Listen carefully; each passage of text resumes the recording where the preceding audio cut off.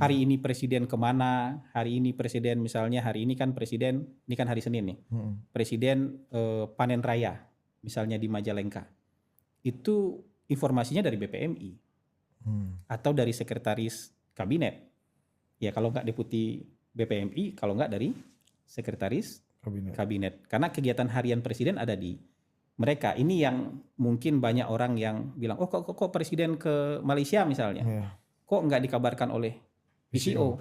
Itu biar dikabarkan oleh BPMI atau dikabarkan oleh sekretaris kabinet gitu loh. Jadi ada pembagian tusi yang jelas ketika PCO ini didirikan. Walaupun kadang-kadang kita nggak bisa menghindar dari pertanyaan-pertanyaan harian ini. Hari ini presiden kemana, hari ini presiden misalnya hari ini kan presiden, ini kan hari Senin nih, presiden panen raya misalnya di Majalengka. Itu informasinya dari BPMI atau dari sekretaris kabinet.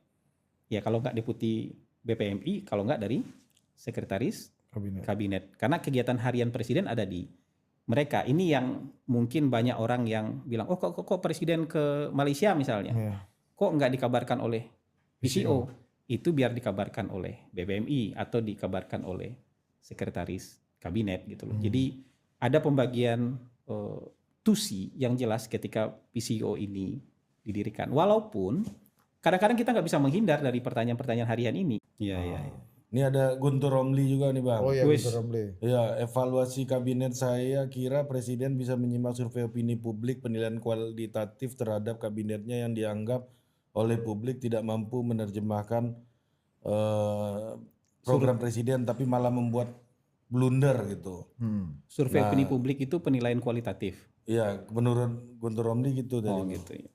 Ya, sama ini kan hasil survei bisa terlihat menteri-menteri yang dianggap rakyat tidak bisa menjalankan program dan malah membuat blunder. Iya.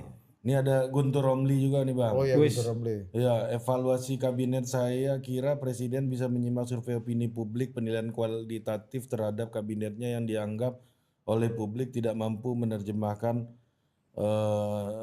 program presiden tapi malah membuat blunder gitu. Survei opini publik itu penilaian kualitatif. Iya, menurut Guntur Romli gitu tadi. Oh gitu ya. Ya, sama ini kan hasil survei bisa terlihat menteri-menteri yang dianggap rakyat tidak bisa menjalankan program dan malah membuat blunder. Gara-gara Kepala babi. isu kepala babi itu approval rating presiden turun jadi 76 katanya. Kalau 77 78 kan masih margin of error. Tapi kalau 76 kan sudah di luar margin of error, artinya secara statistik memang turun. Ya. Kalau turun layak dievaluasi. Coba bayangin.